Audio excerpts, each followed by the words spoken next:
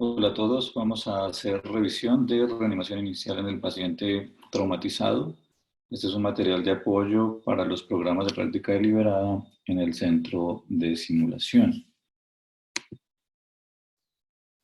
Una de las principales causas de muerte en el mundo sigue siendo el trauma, el politrauma. Tenemos señalado en las Américas cómo diferentes tipos de lesiones son particularmente más altas que en otras regiones del mundo. Y aquí tenemos la violencia interpersonal como una de las principales. Digamos que la epidemiología del trauma ha sido cambiante en la última década, sobre todo por el advenimiento de mejores protocolos, hospitales dedicados a atención de pacientes traumatizados, mejoría en la tecnología, etcétera. Sin embargo, en los países en vía de desarrollo todavía tenemos mucho problema. Clásicamente, esta fue la distribución trimodal de la mortalidad en trauma.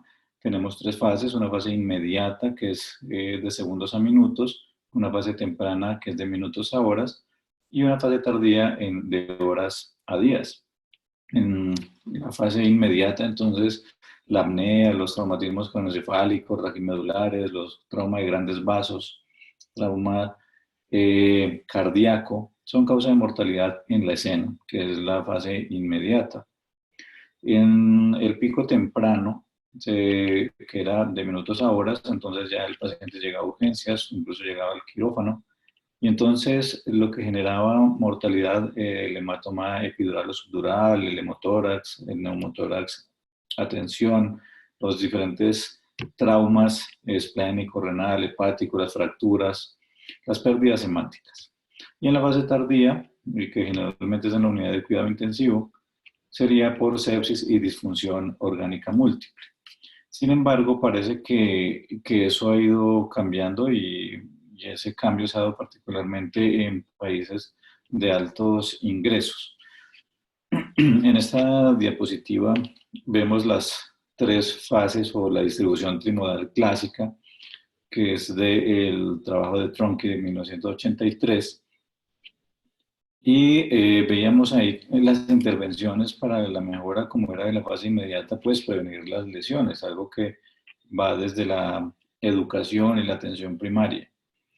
En la fase temprana, pues era mejorar el acceso a centros que se encargaran de atender pacientes traumatizados, que fueran centros dedicados con equipos multidisciplinarios expertos. Y la fase tardía, pues, era en mejorar la resucitación y el cuidado crítico. En esto ha venido mucho en boga entonces el concepto de control de daños, que lo podríamos dividir en cirugía de control de daños, que será lo que se hará en el quirófano, pero se podía abordar desde antes en la sala de emergencias y luego en la unidad de cuidado intensivo, que es la reanimación de control de daños. Vemos entonces que versus lo histórico, ha ido cambiando esa distribución. Aquí vemos en la fase inmediata cómo ahora se muere más gente en esos primeros segundos a minutos. En la fase temprana también vemos que hay muertes, pero en la fase tardía vemos que ha ido disminuyendo. Entonces, por eso es que en este trabajo le dicen que hay una distribución bimodal, como si la fase tardía fuera menor la mortalidad. Y claro, la tecnología ha mejorado, la atención ha mejorado. Ese es un trabajo obviamente norteamericano. Cabría preguntarnos si en nuestras instituciones pudiéramos tener una distribución similar, dado la atención prehospitalaria, la atención hospitalaria en urgencias, y si hay o no hospitales dedicados al trauma y gente entrenada en manejar pacientes traumatizados. Hay algunos patrones que son causa de aumento de mortalidad, y esos patrones, digamos que son vías que hay que cerrar, son factores que ponen en riesgo a los pacientes y que ya están conocidos y que debiéramos manejarlos más tempranamente. Por ejemplo, el control de la hemorragia. una de las principales causas de mortalidad cuando no se hace un manejo temprano del control de hemorragias pélvicas o abdominales. Otro es el manejo en la vía aérea. Hay que recordar que el manejo de la vía aérea es esencial en las guías de trauma, en las guías de reanimación en general. La primera letra que vamos a abordar es la letra A de la vía aérea permeable. El manejo de pacientes inestables, bien sea en el área o el traslado de esos pacientes y la realización de procedimientos. Como vemos, todas son habilidades que debe desarrollar un equipo que atienda a pacientes traumatizados. Podemos dividir la atención en dos y vamos a seguir mucho la guía del ATLS, del Colegio Americano de Cirujanos, y tendríamos una fase prehospitalaria y una fase hospitalaria. En esta conferencia pues nos vamos a dedicar a la fase hospitalaria, así como en los programas que desarrollamos en el centro de simulación. Entonces, nos vamos a volcar hacia esa parte, sin dudar en que sea importantísima la fase prehospitalaria y la conexión que debe haber entre la atención pre y la llegada a un hospital adecuado y cómo el equipo debe estar entrenado y debe estar preparado conociendo la información del paciente que ha de llegar. Entonces, la recomendación será desarrollar equipos de trauma, los trauma teams. Hay muchas perspectivas. Esta perspectiva es de los Países Bajos. Es bastante interesante. Ellos describen cómo un equipo de trauma debiese estar constituido básicamente por especialistas y tiene toda la lógica. Quien se encargue de la vía aérea será el anestesiólogo, una enfermera entrenada que le asista, un cirujano que sea experto en trauma, que muchas veces va a ser el jefe o el líder de este equipo, una enfermera que asiste al cirujano en los procedimientos y en la evaluación, un neurólogo o un neurocirujano que se encarga de la evaluación neurológica y de predecir qué es lo que requiere el paciente en esta letra. Un médico de emergencias que se puede encargar del ultrasonido, de accesos vasculares, de más exploración, y radiólogo o técnicos de radiología para las imágenes.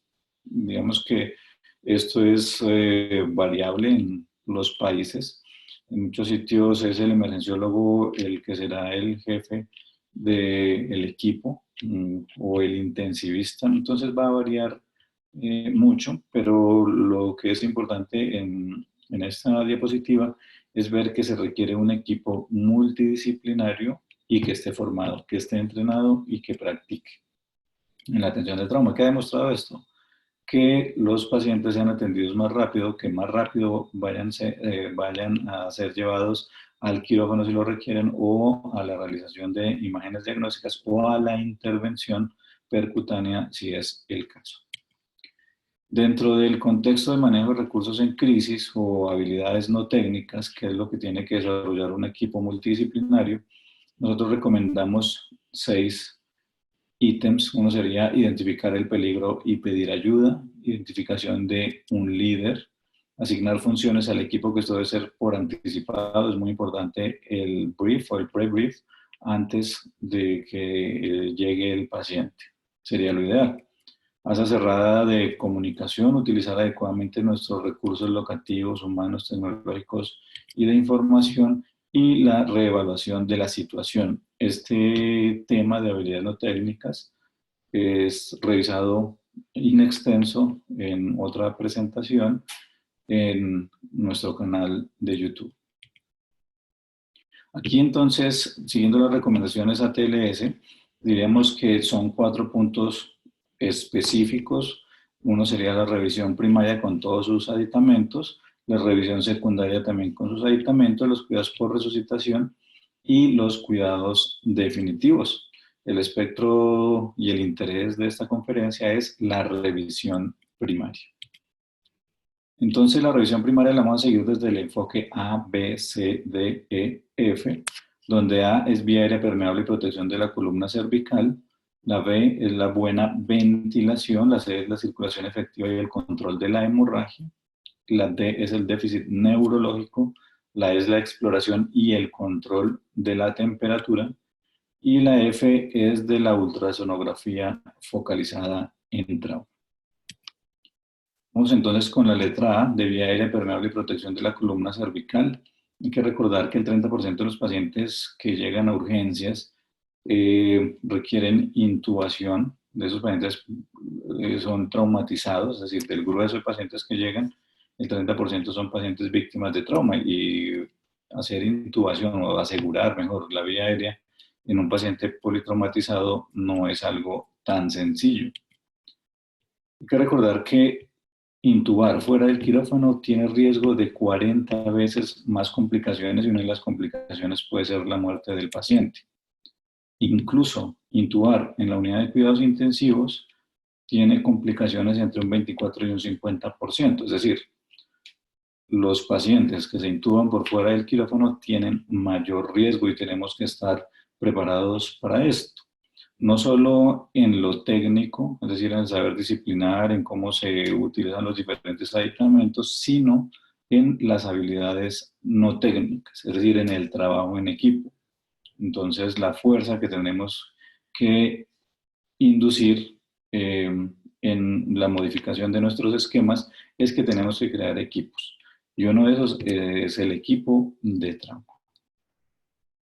Hay algunas dificultades particulares en el abordaje de la vía aérea en un paciente traumatizado.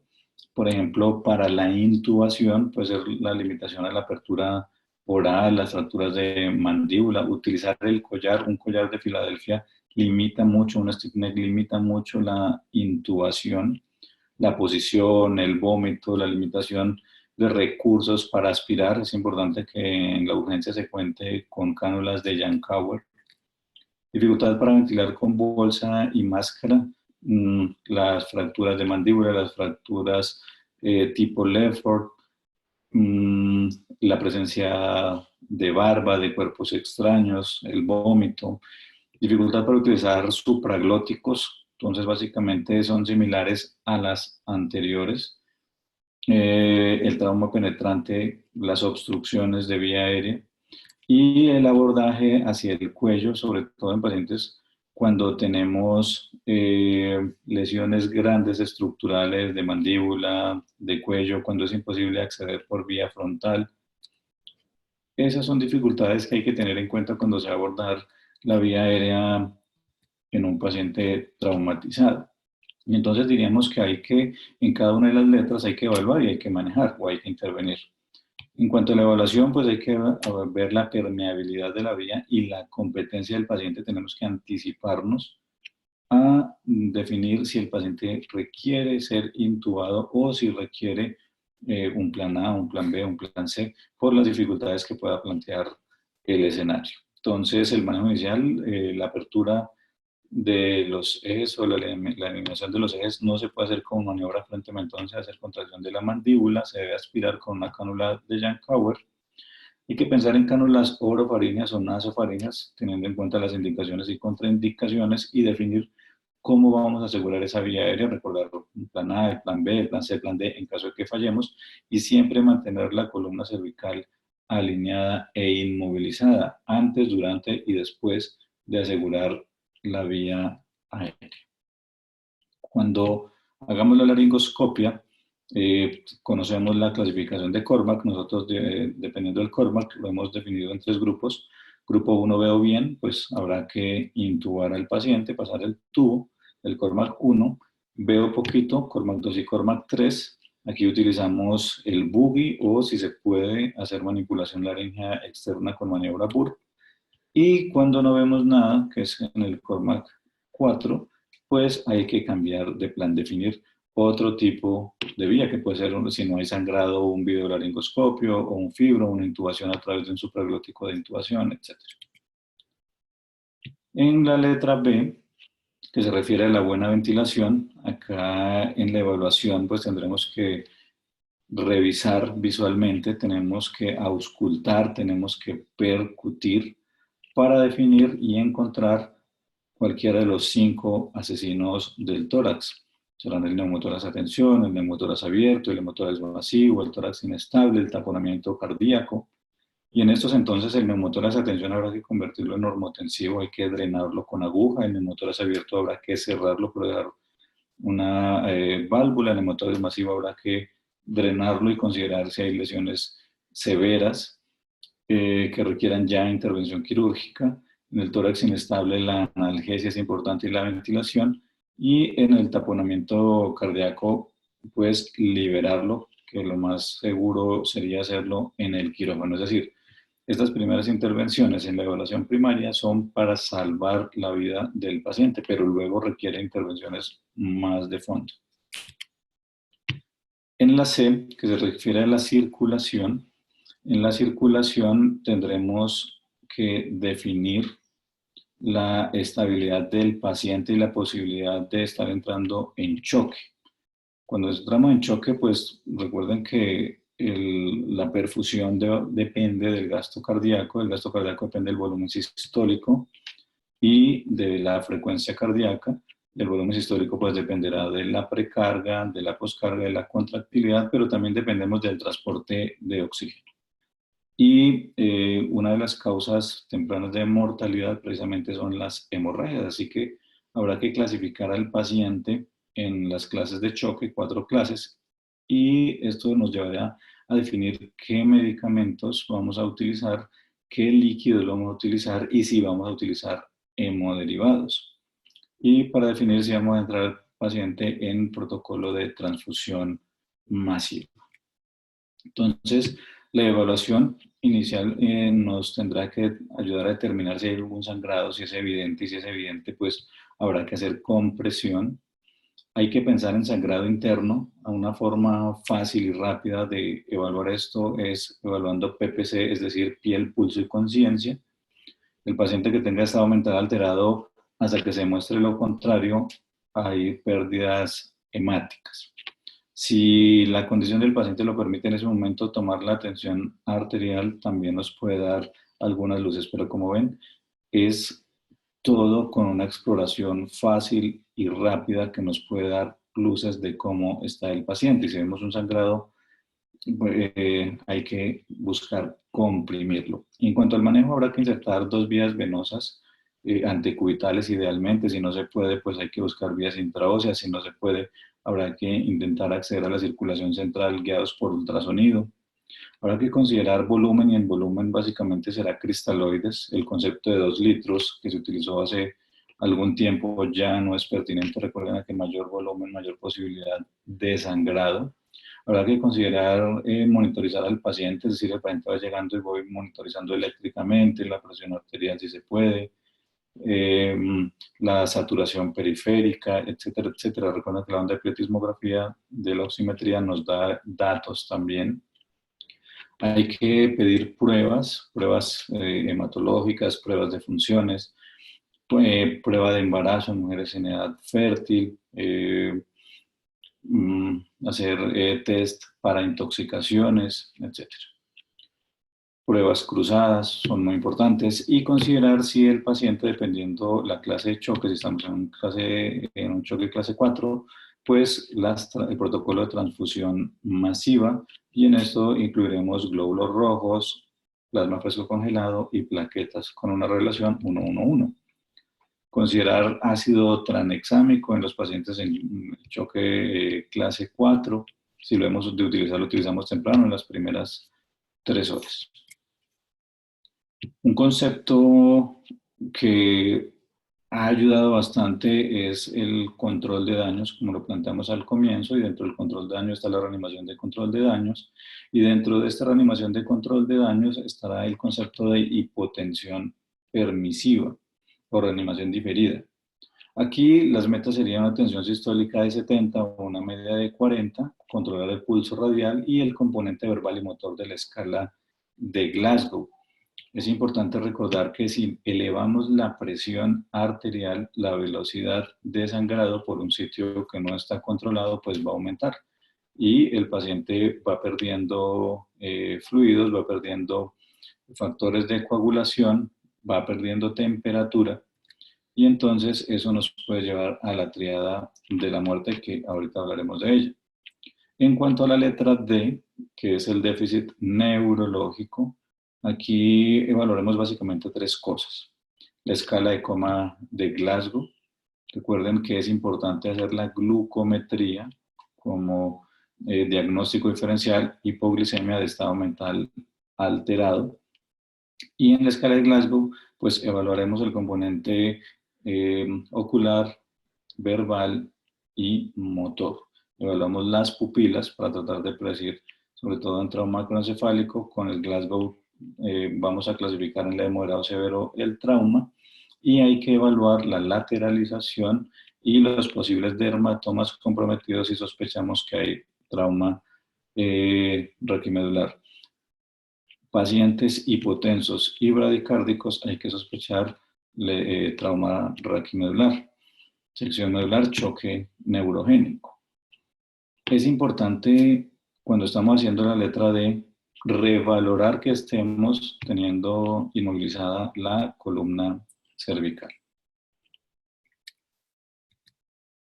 En la exposición, entonces la exposición y control de la temperatura, es importante evaluar la parte posterior del cuerpo, pero tiene que hacerse movilización en bloque, tal cual se está haciendo en esta fotografía. Se cruzan los brazos, se sostiene la columna cervical inmovilizándola, aquí ya tendría que estar inmovilizada, y vemos la parte posterior, exploramos muy bien la columna, y posterior a esto hay que cubrir al paciente y hay que evitar a toda costa la hipotermia. Si tenemos medios físicos para controlar temperatura, muchísimo mejor. Controlar el ambiente es importante. Recuerden que aquí lo importante es la salud del paciente y no nuestra comodidad. Eso en cuanto a utilizar el aire acondicionado. La tríada de la muerte es hipotermia, acidosis y coagulopatía, y como vemos en la gráfica, es un círculo vicioso. Pues la pérdida hemática va a hacer entrar en acidosis, en hipoperfusión. La hipoperfusión nos lleva a coagulopatía.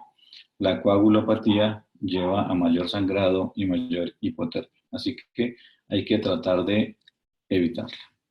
Cosas que nos pueden llevar a hipotermia: la fluidoterapia masiva. Sabemos que utilizar entre 500 y 1 litro de cristaloides puede estar bien, pero que volúmenes por encima de 1.5 litros llevan a trastornos en la coagulación, a mayor pérdidas hemáticas y a este ciclo de la tríada de la muerte.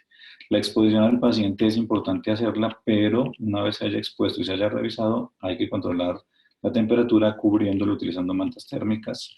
La ropa del paciente, si está húmeda, habrá que retirarla desde la exploración.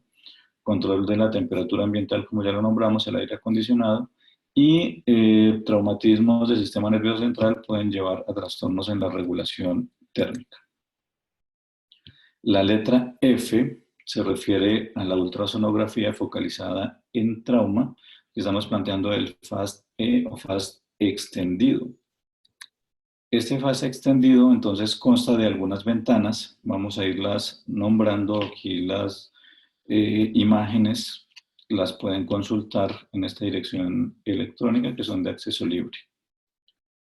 En el cuadrante superior derecho vamos a ver el hígado y vamos a ver el riñón. Esta es una ventana normal, no vemos líquido en el espacio de Morrison, a diferencia de esta diapositiva donde vemos en el cuadrante superior derecho que hay líquido. Esto que vemos acá separando riñón e hígado, que está incluso por fuera del hígado, es líquido. No podemos diferenciar si es sangre o es líquido acítico, por ejemplo.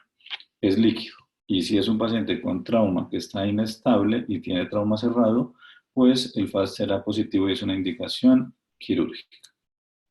Aquí tenemos el cuadrante superior izquierdo, donde vamos a ver el vaso y el riñón. Aquí este es normal, no vemos separación, no vemos líquido alrededor de ninguna de las estructuras, a diferencia de esta diapositiva donde vemos este líquido, esto negro es líquido, o sea, el FAST es positivo y es indicación quirúrgica. Aquí vemos una ventana suprapúbica. Lo que estamos viendo aquí es la vejiga. Vemos las paredes que están intactas, a diferencia de esta otra, donde vemos líquido libre por fuera. Entonces aquí tenemos una ventana suprapúbica positiva. La indicación será quirúrgica. Aquí tenemos una ventana subsifoidea, donde vamos a ver el hígado y vamos a ver el corazón desde las aurículas. El ventrículo derecho estará hacia el hígado. Y aquí lo importante es que no veamos líquido alrededor, o sea, ¿qué es lo que buscamos en una ventana subsifoidea? Ver taponamiento cardíaco. Como estamos viendo acá, vemos el pericardio y vemos líquido libre por fuera del corazón, y vemos el corazón que en diástole no se dilata, es decir, tiene un fenómeno de taponamiento. Obviamente el fase es positivo y el paciente requiere ser llevado a una ventana pericárdica. Aquí vemos una ventana de tórax y estamos viendo aquí algo que se llama el signo de la playa. Aquí las pleuras están unidas y se desplaza una sobre la otra. Entonces eso es normal y veremos el signo de la playa, que veremos como si aquí estuviera la arena y aquí estuvieran las olas del mar. Y cuando hay neumotórax se alejan las hojas parietal y visceral de la pleura, así que solo veremos la primera parte, como aquí en la arena, y lo hemos magnificado, y nos recuerda el código de barras, es decir, este paciente tiene un neumotórax. El concepto de control de daños, entonces, habría que completarlo. Está la reanimación de control de daños, que será lo que haremos en urgencias y también lo que hacemos en cuidados intensivos. Y estará el manejo quirúrgico, que son cirugías rápidas, de limpieza, de control hemostático, empaquetamiento y reanimación luego en la unidad de cuidados intensivos. Entonces, vemos acá un paciente con trauma mayor inestable, lo resucitamos y se responde, pues buenísimo, pues nos puede llevar a, a una cirugía más prolongada, hacer de una vez el control definitivo, pero si el paciente se deteriora, si no responde, entonces hace la cirugía de control de daños. Es una cirugía rápida, como acabamos de decir, se deja laparostomizado el paciente y luego es llevado a la unidad de cuidado intensivo, donde tratamos de evitar la triada de la muerte, de evitar complicaciones, reperfundir y luego se lleva a un second look, a una segunda mirada, donde ya se podrá desempaquetar y hacer una revisión más juiciosa. Es decir, este tipo de cirugía se ha demostrado salvar vidas y hay que hacerlo. No estaríamos completos si no hablamos de la necesidad de entrenarnos y entrenarnos como equipos. Y en esto la simulación clínica tiene unas particularidades muy especiales, sobre todo la simulación clínica de alta fidelidad y la simulación in situ. In situ quiere decir en los sitios de práctica de los equipos. Esto ha demostrado ayudarles a mayor cohesión interna, a predecir más rápido, a actuar más rápido, a definir más rápido y obviamente esto ha llevado a mayor seguridad de los pacientes. La práctica deliberada es fundamental para el manejo de cualquier desarrollo de habilidades. Esto lo perfeccionaremos y lo practicaremos en el centro de simulación. Muchas gracias.